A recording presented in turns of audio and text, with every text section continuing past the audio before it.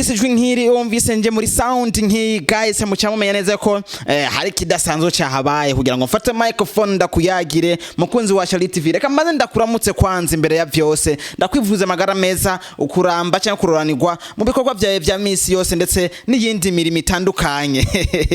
Iyi ni Shali TV ntandu uzokura exclusive news inkuru ziryoshe ndetse zitwigisha byinshi ariko uno munsi turavugana neza ku gihugu cyacu cy'amata n'ubuki igihugu cyatwibarutse ndetse n'ibindi byinshi bitandukanye. Utibimeze gute? Banza ukande subscribe kwanza utarayikora kuko uri umuntu w'amateka ariko kandi kwibagira bibaho cyane kuryoherwa n'inkuru kibagira ko ikindi kintu bibaho ushobora kuba wavyibagiye cyangwa ukavyirengagiza tukavuga ati bada wajane kubarisha brother sister mama father. Reka ndakubwire neza yuko is time kugira ngo ukore subscribe ndetse una partage ku bantu benshi babwire ati kuri Shali TV no honyene turonka inkuru zitomoye ndetse kwa Elma Love mwarimu no hari bimeze fresh. So uko nabwiye neza ko no munsi tuganira cyane kuri ku gihugu cyacu cy'amata n'ubuki ndetse ku gihugu cy'u Burundi turashaka kubona byinshi cyane biriko biraba ariko reka nsubiremo kino kintu yuko niteka ku kintu cyabaye no munsi kandi n'amateka abaye kuva jewe menya kuva jewe mvuka nkabona igihugu cy'u Burundi ndetse sinzi ko nabandi bantanguriye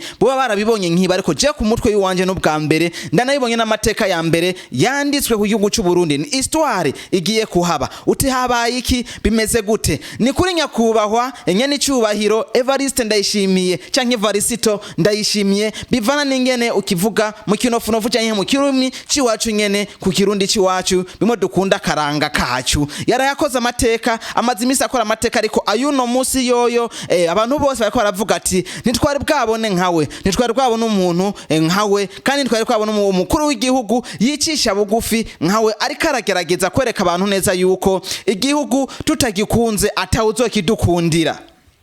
Ushobora kwibaza ati kwereka imaro bareka avuga amajambo yose byoba habaye iki cyane byo bimeze gute? Amasana marakwereka neza uko ibintu biriko biragenda ariko reka mbanze ndakohe inkuru neza idonido. Muri ukaneza yuko nyakubahwa umukuru w'igihugu Varisito Ndayishimiye yaramaze imisi ari mu karuhuko we n'umuryango wiwe. Akaruhuko yagize ntiyakagiriye ahandi ntiyafashe rutemikirere ngo aje kurya ubuzima hanze muri bamwe bakoze amateka cyangwa ibindi ntiyafashe rutemikirere ngo aje kuraba akora inama hanze n'ahandi ahubwo yafashe akaruhuko yicara mu gihugu ciwe mu karere kiwe kugira ngo arabe ingene ibintu bimeze. Yakoze iki rero muri aka karuhuko? Yagendeye hehe muri kano karuhuko kiwe yarimwo?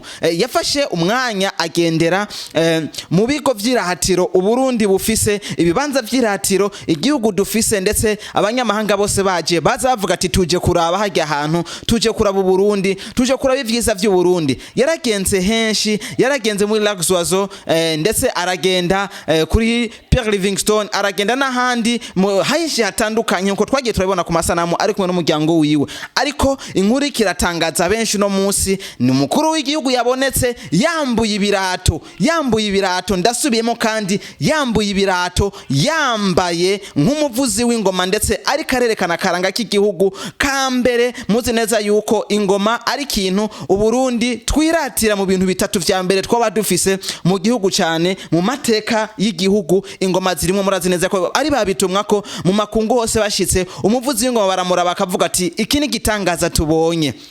Nyene cyubahiro umukuru w'igihugu amaze kuboneka muri iryo shusho ariko aratamba afuza umurisho w'ingoma ndetse ariko aratanga urukato. Sinzi ko babwigwita urukato ariko kandi n'indirimbo abavuzi b'ingoma kunze kuvuza abandi bakitabira. Yari yambaye ibirenge bigaragara yahonyeye ku butaka bw'u Burundi. Ndasubiyemo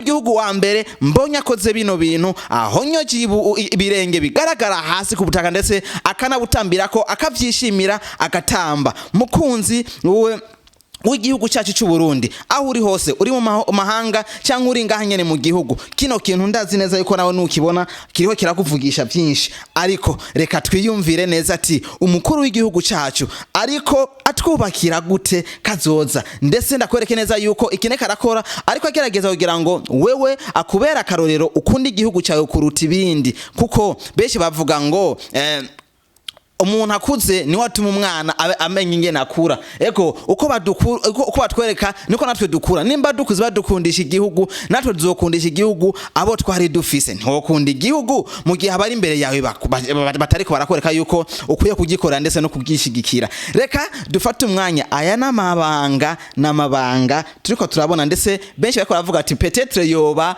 ari intumwa Imana yarungitse kugira ngo umuntu wese yumva neza yuko akwiye kurondera ibintu mu mahanga atakwiye kuja hariya, ahubwo ngaha dufise vyinshi vyo kurata. Umunyamahanga nawe agaruka akavuga ati ngiye kuraba Burundi. Nyene ico mukuru w'igihugu abaye imboneza ndetse abaye imboneka rimwe ibiri kiragaragara. Iyi video muri ko muraraba iri kiraca ku mbuga nyinshi zitandukanye ngurukana bumenyi. Ndazi neza ko giba atari iryambere ubibonye, ariko reka mvuge ino nkuru kugira ngo nawe ndaguhereze motivation kugira ngo ukunde igihugu cawe. Fata kanya gatoyi wumviriza ingene umukuru w'igihugu yariko aratera ururirimbo rwo kuvuza ingoma, abandi bitabira ndetse wumva ko bari bishimye baryohewe, ari karakata ari karagatamba fresh agira avuza ingoma neza.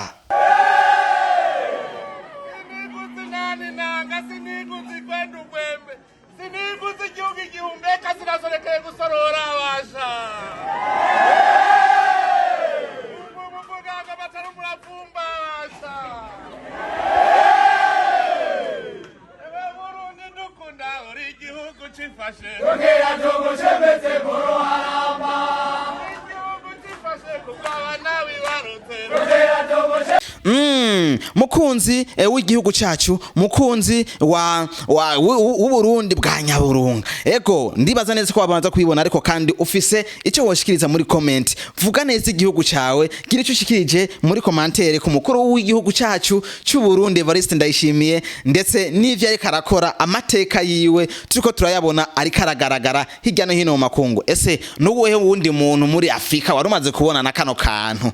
Nuwehe wundi mukuru w'igihugu muri Afrika amaze gukora akantu k'amateka nkaka? Tutabeshanye tumushire muri commentaire, hama turabe neza ko umukuru w'igihugu cacu atari wa mbere karadukora amateka. Ni Elma Love mwari muno musi na vyinshi navise mvuga, atari kubye ko nanje iki kintu cangyoheye cyanezereye. Reka twese tuje muri commentaire twandike ati Uburundi bwubahwe, igihugu cy'u Burundi gitera imbere, ejo natwe tubabitumwa ko mu makungu tuje kwerekana ico tumaze.